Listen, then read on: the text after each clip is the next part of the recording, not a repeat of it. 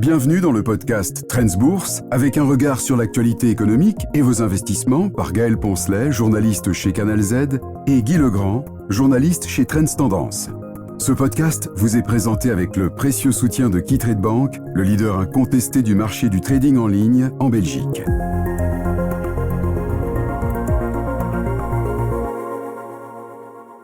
Trends Bourse fait sa rentrée. Bonjour à tous. Bonjour Guy Legrand. Bonjour Gaël. Alors vous avez passé un bel été ? Un bel été dans le Nord, oui. Dans le Nord. Écoutez, les marchés a priori ne se sont pas ennuyés non plus. C'est vrai qu'on entend souvent dire sell in May et go away en bourse et sur les marchés. Et pourtant j'ai la sensation qu'il y a quand même eu pas mal d'actions cet été. Un risque de récession aux États-Unis, la fin du règne des Magnificent Seven. Bref, donc ce mois d'août qui commence assez fort avec cet effondrement des marchés. L'une des raisons évoquées, c'est les mauvais chiffres de l'emploi aux États-Unis qui ont fait naître un risque de récession. Oui, disons-le franchement, ça ressemble un petit peu à une mauvaise comédie parce que 3 jours après, tout était oublié alors qu'on craignait que ce soit presque la fin du monde. Bon, rappelons peut-être pour ceux qui étaient en vacances qu'effectivement, au départ, il y a la publication des chiffres de l'emploi pour le mois de juillet. Les créations d'emplois, c'est un chiffre très, très suivi aux États-Unis, plus que le taux de chômage d'ailleurs. Création d'emplois, 114 000, on en attendait 185 000. 38% de moins, oulala, ça fait une très grosse différence. Le chiffre de juin a lui été revu à la baisse, a-t-on appris en même temps, 13% de moins. Et le taux de chômage, pour y venir, on l'attendait stable à 4,1%, il est monté à 4,3%, du coup, petite panique sur les marchés, Wall Street baisse, l'Europe baisse aussi, signalons que le Bel 20, par exemple, a clôturé à moins 3,15%, en cours de séance, on l'a vu à moins 4,7%, ça sort de l'ordinaire, il faut bien le dire, et oui, certains ont dit « Oh, mais le risque de récession américaine en 2025 est passé de 15 à 25%. » Bon, tout ça n'est peut-être pas très sérieux quand même, parce qu'en fait, soyons clairs, qu'est-ce qu'on espère depuis des mois et des mois et des mois ? Un ralentissement de l'inflation, qui est bien en cours évidemment, et pour qu'il y ait un ralentissement de l'inflation, en principe, il faut un ralentissement de l'économie, et en particulier du marché de l'emploi, qui était toujours beaucoup trop tendu. Donc, ceci aurait pu être considéré comme une bonne nouvelle. Ben non, les marchés ont considéré dans un premier temps que c'est une mauvaise nouvelle.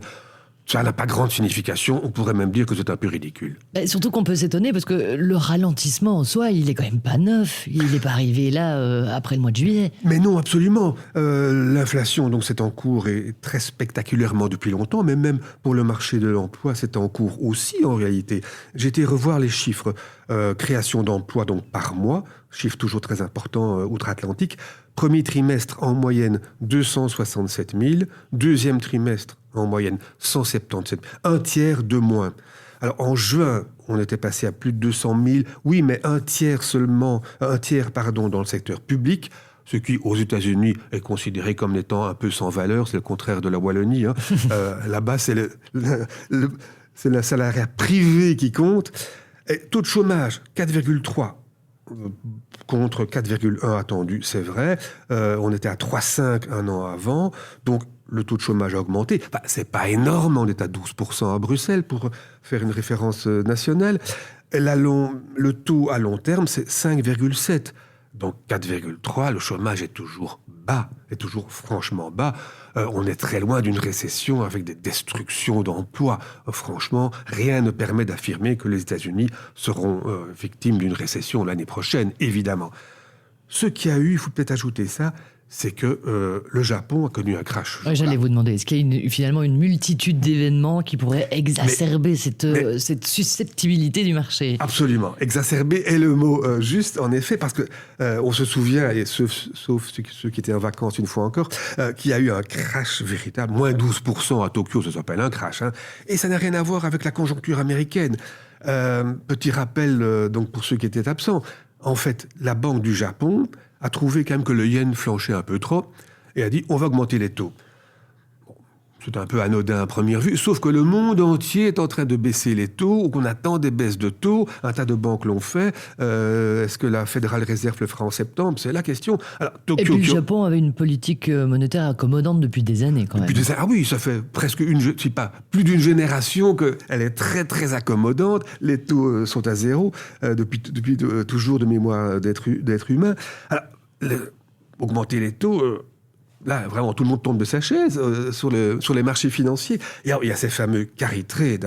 Bon, on l'a rappelé, c'est une pratique aussi très ancienne. Les taux étant très, très bas au Japon, un tas d'investisseurs institutionnels, professionnels, empruntent en yens pour investir en dollars, qui rapportent infiniment plus que ce que leur coûte le crédit en yens. Le yen, en plus, était faible. Alors, maintenant, avec la hausse des taux, ça leur coûte plus cher. Le yen, tout à coup, est très fort du jour au lendemain, enfin, est beaucoup plus fort. Panique à bord, on vend tout ce qu'on peut pour remettre au pot chez son banquier. Donc, la bourse de Tokyo s'écroule, moins 12% en une séance. C'est la plus grosse baisse depuis le fameux crash de 1987. Il est évident que ceci a quand même vraiment énervé les marchés, ce qui explique peut-être qu'on ait fait tant de cas de cette soi-disant crainte de récession américaine. Alors il y a un autre événement évidemment qu'on a observé cet été, c'est une sorte de fin de règne pour le secteur technologique. Mais oui, ça c'est quand même drôlement spectaculaire. Bon, ça fait quand même des mois et des mois que les Magnificent Seven, la technologie de manière globale, fait l'actualité, fait la bourse aussi. Et tout à coup, là, ça a un petit peu flanché, même plus qu'un peu. Juste pour fixer les idées, entre le 10 juillet et le 7 août, les Magnificent Seven ont perdu 18%. 18, c'est quand même beaucoup, alors que l'ensemble du marché perdait 8%. Le S&P 500. Mais quand on sait que ces Magnificent Seven représentent 30% de l'indice, en fait, c'est 8%. Pour les autres, les 493 autres valeurs, ça signifie une baisse de 2%. Donc, 18 d'un côté, 2 de l'autre. Oui, il y a vraiment eu un effondrement des valeurs technologiques, des 7 fameuses valeurs technologiques. Alors, pourquoi cela ? On pourrait trouver un tas de causes, mais je dirais que... Un discours un peu isolationniste des États-Unis ? Mais il y a ça aussi. Mais je dirais d'abord que, visiblement, il y avait un petit peu de lassitude. Peut-être on se dit, oui, on va peut-être se calmer un petit peu quand même, parce que ces Magnificent Seven, c'est bien gentil, mais elles n'iront pas jusqu'au ciel. Il y a aussi, on a dit aussi, attendez... tout le monde investit dans l'intelligence artificielle, mais pour l'instant, c'est Nvidia qui en tire parti. Les autres, c'est pas encore certain. Et alors, vous l'avez dit, oui, absolument. Là, il y a eu tout de même une déclaration de Trump très, très surprenante. On n'en a pas tellement parlé de ce côté-ci de l'Atlantique, me semble-t-il, mais certains en ont fait grand cas là-bas, et c'est un peu normal. Trump, qui à l'époque était encore le grand favori des élections de novembre, s'est positionné comme n'étant peut-être pas un défenseur inconditionnel de Taïwan, convoité par la Chine comme chacun sait. Certains disent, quand est-ce que la Chine envahira Taïwan ? Il se dit, oui, on veut bien protéger Taïwan, mais il faudrait payer pour cela. On dit, oh là là, mais est-ce qu'il est prêt à lâcher Taïwan ? Alors, certains diront, oui, Taïwan, c'est dommage pour eux. Mais non, Taïwan, pour ceux qui l'auraient oublié, c'est le fabricant numéro 1 dans le monde des semi-conducteurs. Les semi-conducteurs, les puces de Nvidia sont géniales, mais qui les fabrique à Taïwan, c'est la société TSMC qui les fabrique à Taïwan. Donc l'Occident, perdant Taïwan, il y a un tas de secteurs qui s'écroulent tout simplement. Donc on comprend que cette déclaration un petit peu nonchalante, on va dire, de Trump à propos de Taïwan ait provoqué un émoi. TSMC, donc le fabricant taïwanais, a perdu 8% ce jour-là, et Nvidia a perdu 6% aussi. Donc oui, là, il y a eu quand même un gros souci, et certains se disent, pourvu qu'il n'arrive pas à la Maison-Blanche, parce que moi, j'ai besoin de Taïwan pour mes puces. Mais bon. Alors, c'est vrai que l'investisseur que nous sommes, avec les auditeurs, on a une petite tendance à aller se planquer du côté de la technologie, puisque ça fait plusieurs mois maintenant que c'est presque un gain assuré. Du coup, là, aujourd'hui, vers quoi on se tourne ? Quels sont les secteurs qui prennent le relais ? Oui, certains ont estimé effectivement que ces cours en forte chute tout à coup des Magnificent Seven signifiaient une rotation. Un phénomène de rotation, effectivement, ça arrive régulièrement en bourse. On l'oublie parfois quand tout va bien, on dit tiens, il n'y a pas de souci, ça montera jusqu'au ciel. Mais un tas de secteurs sont régulièrement frappés par cela. C'est vrai pour le secteur pétrolier, par exemple, qui est porté au nu par moments quand le prix du pétrole est élevé, que l'on rejette après ça quand le prix du pétrole baisse et pour des raisons éventuellement écologiques. C'est même vrai pour le secteur de la santé, qui lui est considéré comme défensif. En principe, il est toujours bon. Ben non, il arrive que les investisseurs s'en écartent. Donc on assiste visiblement à une rotation. Certains ont saisi peut-être différents prétextes pour se détourner des valeurs technologiques. En tout cas, les Magnificent Seven, encore une fois, ils dépensent beaucoup d'argent pour l'intelligence, mais bon, pour l'instant, on n'a rien vu venir au niveau des bénéfices, donc il est peut-être temps de prendre ses distances. Ok, il y a eu quelques déceptions, mais enfin bon, assez minimes éventuellement. Donc certains ont dit, bon écoutez, la technologie, oui, c'est très bien, mais enfin, il faudrait peut-être aller voir ailleurs aussi. Il n'y a pas que les Magnificent Seven. Et dans ce domaine-là, on a par exemple mis en lumière des valeurs comme Qualcomm, qui était une grande vedette, voici un certain nombre d'années, Broadcom, Micron Technology, Qualcomm, Micron, plus 20% depuis le début de l'année, Broadcom, plus 40%. Ben, on va peut-être continuer à suivre ces valeurs-là, un peu au détriment des Magnificent Seven. Et alors, toute autre chose, aussi bien outre-Atlantique qu'en Europe, et peut-être surtout en Europe, beaucoup ont dit, attendez, ce coup-ci, 2024, ce sera l'année des small caps. Ces small caps ont un énorme retard. À mon avis, à notre avis, l'heure de la revanche est arrivée. Pour un tas de raisons, hein. En fait, je dirais, on peut évoquer un tas de choses. Par exemple, enfin, elles sont à la traîne surtout. Elles sont surtout à la traîne. Justement, à la traîne, mais on y va quand même, on se tourne vers elle. Mais on estime que à la traîne, ça ne peut pas continuer. Ça ne peut pas continuer durer, comme on dit à Bruxelles. C'est pas possible que ça continue. Une année à la traîne, oui, maintenant ça fait 2 ans, voire 2 ans et demi, parce que c'est vrai qu'elles n'ont encore rien fait en 2024, contrairement à ce que certains espéraient. Hein.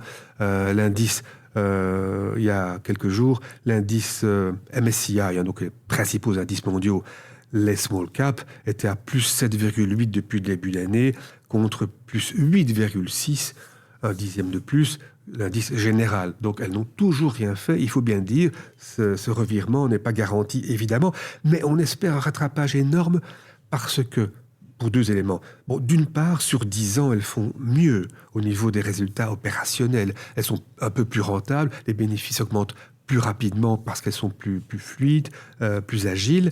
Sur 10 ans, à calculer AXA, les big caps ont fait plus 52%, les small caps plus 102%. Bon, la différence est colossale. Effectivement. C'est énorme, évidemment. Et c'est moins vrai sur courte période, c'est même le contraire. Et a fortiori en bourse, c'est encore moins vrai. Les big caps ont fait, au cours des 3 dernières années, un peu moins de 5% par an. Les small caps ont fait moins 3% par an. Donc le retard est considérable alors que sur long terme, elles performent mieux. On se dit, l'heure est arrivée, elles doivent, c'est pas possible que ça continue, elles doivent bien performer cette année. Et c'est honnêtement, l'investisseur doit le savoir, même si pour l'instant on n'a toujours rien vu, c'est le grand courant en ce moment au niveau de la rotation sectorielle, les small caps. Est-ce qu'on a un petit signal qui nous dit ça va bientôt ou ça va être le moment Mais on a eu une tentative aux États-Unis. Aux États-Unis, les spécialistes de la bourse connaissent bien l'indice Russell. On en parle très peu dans la presse plus généraliste, évidemment. C'est l'indice des small caps. Il y a eu une poussée de fièvre en février. Il avait pris une forte avance. Et puis, honnêtement, c'est retombé ces derniers mois, dernières semaines même. Donc, il y a eu une tentative aux États-Unis. Il y en a eu des petites en Europe. Mais honnêtement, on ne voit toujours pas le renouveau. Ce qu'il y a, c'est que certains soulignent que la baisse des taux, quand elle se traduira vraiment dans les faits, profitera aux small caps, non pas au niveau de la valorisation boursière, qui favorise plutôt les sociétés de croissance, on l'a déjà signalé, mais au niveau de l'activité, de l'exploitation. Les small caps, contrairement aux Magnificent Seven, doivent emprunter pour investir, ont besoin de financement. Quand les taux baisseront davantage, ça leur permettra d'engranger des marges plus élevées, de faire davantage de bénéfices. Donc, en automne, peut-être, là, l'heure des small caps pourrait avoir enfin sonné. Il faudrait se positionner quand même, parce que franchement, ça devient de plus en plus plausible. Une rentrée sous le signe du small cap donc. Quelle leçon tire l'investisseur de l'été qui vient de se passer ? Et moi, je verrais deux leçons. D'une part, la comédie de la récession américaine, j'ose appeler ça comme ça. Oui, mais les marchés sont des comédiens. Sont des comédiens, absolument. Sont des enfants susceptibles. Des grands sentimentaux, et puis aussi, pour paraphraser, souvent marché varie, bien folle qui s'y fie. C'était la femme dont il s'agissait, mais enfin bon, on n'oserait plus dire ça aujourd'hui. Donc ça convient très bien au marché, par contre. Donc c'est vrai, il faut bien se dire, prendre les marchés au pied de la lettre à court terme, non, ça, il vaut mieux ne pas faire ça. C'est une manière d'être induit en erreur. Et la deuxième leçon, ne pas oublier qu'il y a des rotations en bourse et que on assiste en ce moment à 2 rotations importantes, vraisemblablement. On ne peut pas l'ignorer. Eh bien, voilà qui clôture ce numéro de rentrée de ce podcast Trends Bourse. On se retrouve dans 15 jours pour un décryptage de l'actualité et de nouvelles tendances. Merci beaucoup, Guy Legrand. Avec grand plaisir. Et à très bientôt. Voilà pour cet épisode du podcast Trends Bourse. Vous pouvez lire plus d'astuces, de conseils et d'analyses pour vos investissements chaque semaine dans Trends Tendance. Ce podcast vous est présenté avec le précieux soutien de KeyTrade Bank, le leader incontesté du marché du trading en ligne en Belgique.